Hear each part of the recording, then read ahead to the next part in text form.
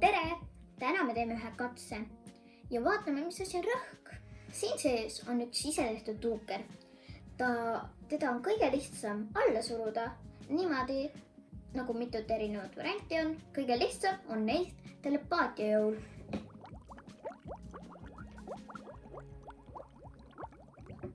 Nii lihtne see ongi, aga mis te arvate, mis tegelikult juhtus? Aga vaatame, kas ma suudan siin ilma käeta teha. Ei suuda. Nüüd me õpetame teile, kuidas teha sellist samasugust tuukrit või umbes samasugust kodus. Nüüd vaatame, mis selleks vaja on. Selleks läheb sul vaja ükskõik milliseid kõrsi, kirjaklambeid, kääre, anumad veega täidetud ja ühte tühja pudelit. Sisse sa paneb vee.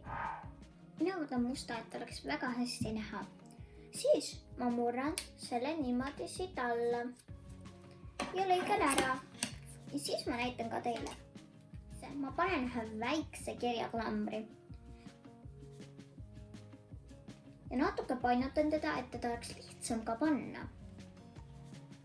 Nüüd ma tegin selle natuke lahti ja torkan see siia sisse. Äärmisena valin ühe endale meeldiva värvi.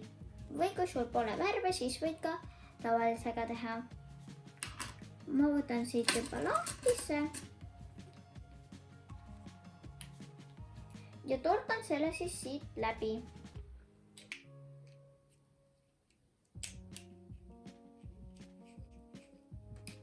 Võt niimoodi.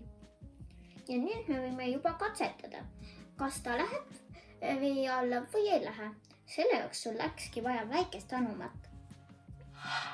Proovime siis nüüd ka suures anumas. Ilusti jääb püsima. No, proovime, kas see nüüd töötab. Ilusti töötab.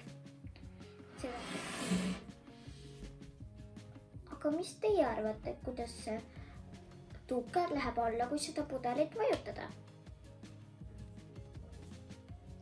Kui me pudelit surume, siis me vajutame kõrre ülemises otsas õhu kokku. Ja see tähendab, et siis see liigubki vee alla. Head aega!